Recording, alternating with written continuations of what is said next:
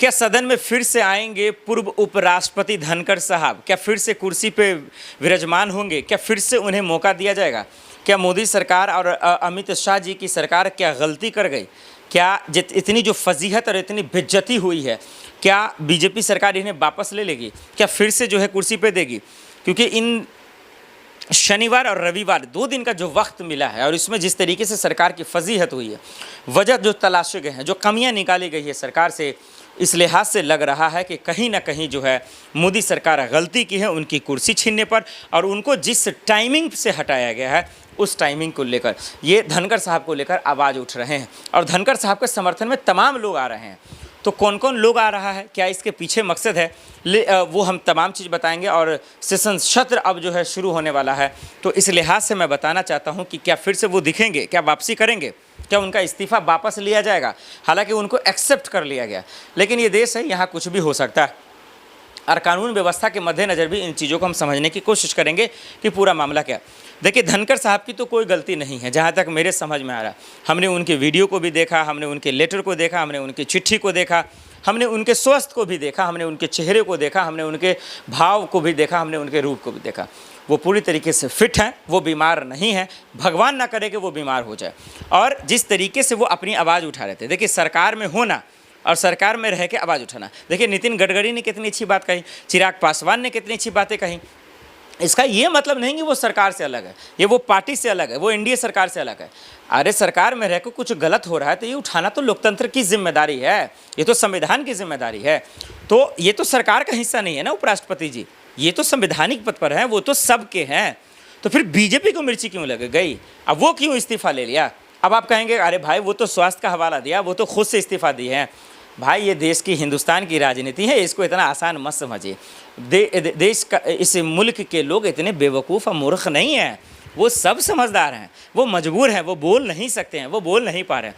यह सरकार जो चुप्पी है, इस सरकार पे चुप है, इस इस्तीफे पे चुप है, तो उसकी खामोशी या चुप्पी को समझिए।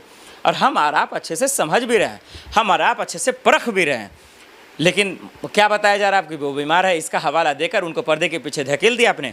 क्या उन्होंने गलती बस इतनी ही कि किसानों को लेकर श्रीमती से सवाल पूछ लिया, यशवंत वर्मा के मामले को लेकर संसद में वो आह्वान शुरू कर दिया?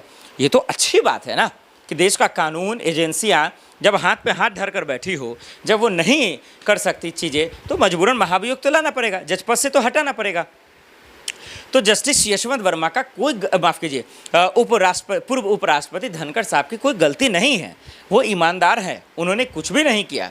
वो ऐसा नहीं है कि मोदी जी का अपमान किया, अमित शाह जी का अपमान किया या मोदी सरकार का। वो जेन्युइन सवाल था तो कोई भी पूछेगा, वो तो मैं भी पूछ रहा हूँ, वो तो पूरा हिंदुस्तान पूछ रहा था। क्या सबको जेल में डालेंगे, सबका सस्पेंड कर देंगे, सबकी कुर्सी छीन लेंगे? अरे आपके मंत्री, आपके नेता अंधे बहरे हो सकते हैं, पूरा देश तो नहीं हो सकता ना। वो उन्होंने यही तो कहा कि किसानों की आय दोगुनी की बात हुई, आपने क्यों नहीं किया? उनके खाद्य सस्ते क्यों नहीं किए आप? किसानों के शहीद हो रहे हैं, आत्महत्या कर रहे हैं, उनको इंसाफ क्यों नहीं मिल रहा? कृषि मंत्री को कहा कि भाई आप तो कम से कम बोलिए, आप तो उनके हक के लिए आवाज़ उठाइए, वार्ता कीजिए। बस यही बातें हैं। और सदन के अंदर महाभियोग की बात हो रही है, मोशन की बात हो रही है जस्टिस यशवंत वर्मा को लेकर, वो तो आवाज़ पूरा हिंदुस्तान उठा रहा है और सच जानने का हक सबको है। लेकिन आपको बहाना बनाकर, लोग जैसा कह रहे हैं सोशल मीडिया पर, बहाना बनाकर ज़बरदस्ती उनका कुर्सी छीना गया और पूरी बीजेपी हाईकमान खामोश है। मेरा मोदी सरकार से आह्वान है और कि तबीयत ख़राब और ये जो बीमारी का हवाला दे गया है, वो सबको एक रास्ते पर रखें। अगर ऐसा है तो वो ठीक हो जाए, उनका पद लिया जाए, उनको उपराष्ट्रपति पे लाया जाए। और ऐसे राष्ट्रपति का रहना ज़रूरी है, ऐसे उपराष्ट्रपति का रहना ज़रूरी है जो कम से कम मसलों को लेकर खुलकर बात कर सके, पक्षपात ना करे।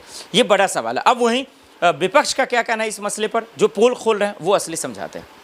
अब पूर्व उपराष्ट्रपति धनखड़ साहब अब क्या करेंगे? क्या कांग्रेस में शामिल हो जाएंगे, इंडिया गठबंधन में शामिल हो जाएंगे, या कुछ और करेंगे, नई पारी का शुरुआत करेंगे? लोगों के मन में तरह तरह का सवाल है कि वो सोनिया गांधी से मुलाकात करेंगे, राहुल गांधी से मुलाकात करेंगे, वगैरह वगैरह। देखिए दर्शकों, जहाँ तक मैं समझता हूँ या मैं मानता हूँ, जिस तरीके से अभी मुखर हो गए थे, बेबाक हो गए थे, बागी बन गए थे उपराष्ट्रपति, पूर्व उपराष्ट्रपति धनखड़ साहब, ये इतना आसान नहीं है आज के भीड़ तंत्र में। क्योंकि लोकतंत्र अब नहीं है दर्शकों। लोकतंत्र का मतलब होता है कि कोई आम आदमी भी खोलकर सवाल पूछ सकता है, अपनी बातें रख सकता है, उनको किसी चीज़ का भय और डर नहीं होना चाहिए, सिस्टम उनके साथ होना चाहिए, गरीबों के साथ होना चाहिए, पुलिस प्रशासन का डर नहीं होना चाहिए। पुलिस प्रशासन अगर आए तो लोगों को खुश होना चाहिए कि हाँ भाई अब इंसाफ होगा।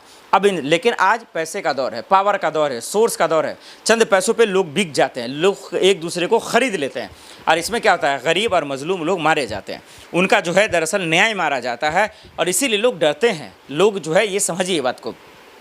और ऐसे वक्त में अगर पूर्व उपराष्ट्रपति धनखड़ साहब सवाल पूछ रहे हैं, ये तो अच्छा काम कर रहे हैं, फिर ये तो नेकी का काम कर रहे हैं एक तरीके से, ये तो लोकतंत्र को बचा रहे हैं, संविधान को बचा रहे हैं। लेकिन आज सवाल पूछ लिए लोग मारे जा रहे हैं, सवाल पूछ लिए जेल जा रहे हैं, सरकार की आलोचना कर लीजिए कुर्सी छीन लिया जाता है। देखिए प्रोफेसर अली साहब लिख देते हैं साफ़ सुथरी बात तो वो जेल चले जाते हैं। ये मजाक बना कर रख दिया है, ये लोकतंत्र नहीं भीड़ तंत्र में, जैसा कि खान सर ने कहा।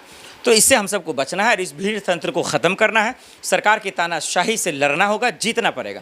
और इसकी एक मुहिम पूर्व उपराष्ट्रपति धनखड़ साहब ने किया और उन्होंने सरकार का पोल खोल दिया, मोदी सरकार का पोल खोल दिया, कृषि मंत्री का पोल खोल दिया, कानून व्यवस्था का पोल खोल दिया। तो भाई साहब उनका कुर्सी छीन लिया आपने। अरे बोलिए ना कि डर गए आप, बोलिए कि सरकार डर गई, बोलिए कि सरकार की मंत्री की इतनी हैसियत नहीं है कि वो रोजगार दे सके, वो महंगाई कम कर सके, वो किसानों का जो है आय दुगुनी कर सके, किसानों का खाद सस्ता कर सके, किसान जो आत्महत्या कर रहे हैं उस पर कंट्रोल लगा सकते। बोल दीजिए आपकी हैसियत नहीं है तो क्यों झूठ मूठ का चोचला करना, ढंढोरा पीटना। यही बात पूर्व उपराष्ट्रपति धनखड़ साहब कह दी तो आपको मिर्ची लग रही है। तो भाई धनखड़ साहब ने कोई गलती नहीं कहा, उनके वीडियो वायरल हो रहे हैं सोशल मीडिया पे, मैं खुद फॉरवर्ड न्यूज़ के माध्यम से दिखा रहा हूँ। और जब वो सच बोल रहे हैं, सच उगल रहे हैं, तो सरकार को मिर्ची लग रही है। सरकार जो है इधर उधर अफरा तफरी मचा रही है, तांडव मचा रही है, तमाशा कर रही है। ये पूरी तरीके से गलत है। हमें और आपको समझना पड़ेगा कि ये चल क्या रहा है, ये हो क्या रहा है और किस तरीके से ये तमाशा होता नज़र आ रहा है। ये किसी भी सूरत में जो धनखड़ साहब के साथ हुआ वो गलत है। और कोई भी धनखड़ साहब की जगह कोई भी होता, मैं तो राष्ट्रपति जी से अनुरोध करूँगा कि आप भी तमाम मसलों पे बोलें। जब कोलकाता में एक बच्ची के साथ बलात्कार हुआ, आपने आवाज़ उठाई, कितनी अच्छी बात है। तो फिर इसका मतलब नहीं है कि एक जगह उठाया दूसरी जगह चुप है। फिर चाहे वो दिल्ली में बच्ची के साथ गलत हो, चाहे बिहार में बच्ची के साथ गलत हो, गैंग रेप हो, बलात्कार हो, तो उसके लिए भी आवाज़ उठाइए, उसके लिए हक की बात कीजिए। और उसके लिए जब आप बोलती नहीं हैं तो फिर सिंपल सी बात है, लोगों के मन में सवाल आता है, लोग सवाल पूछना शुरू करते हैं। इसलिए ये जिम्मेदारी है जो संवैधानिक पद पर है कि वो कानून की रक्षा करे। CJI गवई साहब ने साफ शब्दों में कहा, शासक और प्रशासक को जिम्मेदार बनना पड़ेगा। जो प्रशासन है, जो प्रशासन की जिम्मेदारी है उसको समझना पड़ेगा। वो सत्ता के नशे में चूर ना हो, नहीं तो सत्ता का नशा अगर किसी के सर पर चढ़ रहा है वो फिर पाप है। ये घमंड लोगों को बर्बाद कर रहा है। इसलिए सरकार घमंड में ना आए, अहंकार में ना आए, न्याय करे। जो कुर्सी पर संवैधानिक पद पे बैठा हुआ है वो उसका न्याय करे।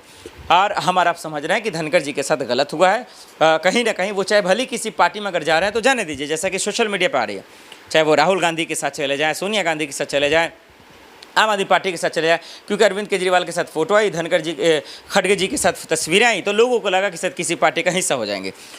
धनखड़ जी को लेकर सरकार की गलती है या उनकी खुद की, आप दर्शक से ज़्यादा कोई बेहतर जानता नहीं, इसलिए हमें कमेंट कर ज़रूर बताइएगा।